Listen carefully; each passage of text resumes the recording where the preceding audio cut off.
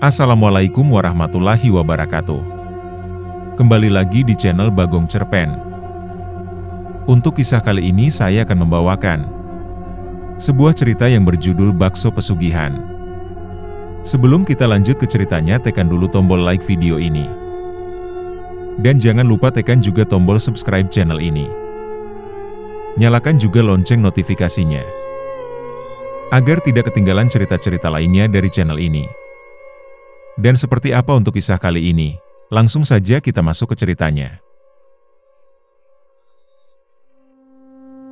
Ada yang pernah cerita nggak? Kalau sesuatu yang terlihat sederhana ternyata menyimpan rahasia gelap? Ini kisah yang aku dapatkan dari seorang teman di kampung.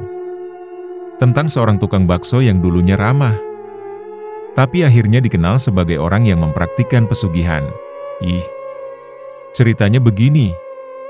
Di sebuah kampung kecil di Jawa Tengah, ada seorang tukang bakso bernama Pak Harto. Dia dikenal sebagai sosok yang pekerja keras dan ramah. Baksonya selalu ramai, bahkan disebut-sebut sebagai yang paling enak di daerah itu. Orang dari kampung sebelah rela datang jauh-jauh hanya untuk makan di gerobaknya. Tapi yang aneh, dalam kurun waktu kurang dari setahun, hidup Pak Harto berubah drastis. Gerobaknya yang dulu sederhana berubah menjadi sebuah warung permanen. Rumahnya yang semula kecil kini menjadi rumah besar dengan pagar tinggi. Motor tua yang biasa ia pakai digantikan oleh mobil baru yang mencolok.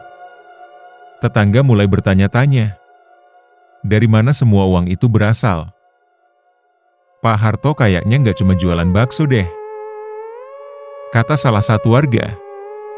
Tapi tak ada yang benar-benar tahu apa yang terjadi. Sampai malam itu. Malam di mana suara tangisan aneh terdengar dari warungnya.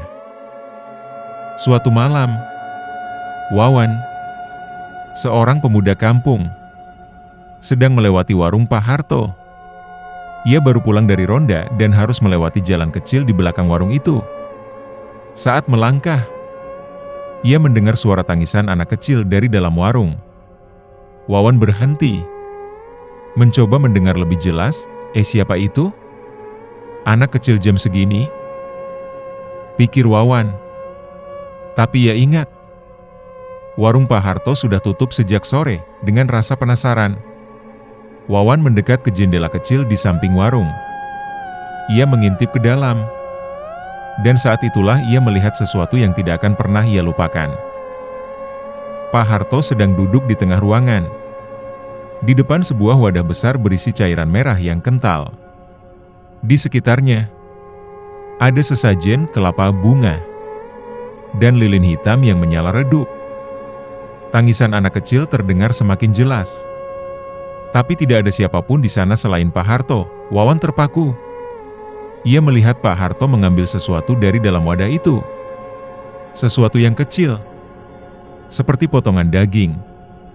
Ia meletakkannya ke dalam sebuah mangkuk, lalu membisikkan sesuatu yang tidak bisa dimengerti Wawan.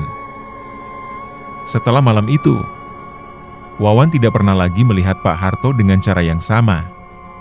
Ia mencoba menceritakan apa yang dilihatnya kepada teman-teman ronda. Tapi mereka hanya tertawa. Kamu kebanyakan nonton film horor, Wan.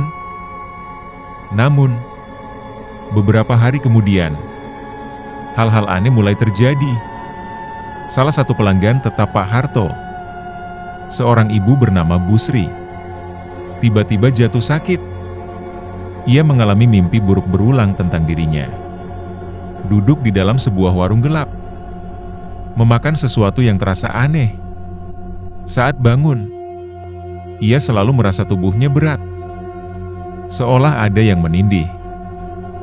Aku nggak tahu, tapi sejak terakhir makan di warung itu, aku merasa ada yang nggak beres, kata Busri kepada tetangganya. Kabar ini segera menyebar. Tapi meskipun gosip tentang warung Pak Harto semakin liar, pengunjung tetap datang. Seolah-olah bakso Pak Harto memiliki daya tarik yang tidak bisa ditolak. Puncaknya terjadi saat seorang dukun kampung dipanggil oleh warga yang merasa curiga. Dukun itu, Mbah Kromo, dikenal sebagai orang pintar yang bisa melihat hal-hal gaib. Mbah Kromo memutuskan untuk mengunjungi warung Pak Harto secara diam-diam. Saat malam tiba, ia membawa beberapa peralatan ritualnya dan bersembunyi di sekitar warung.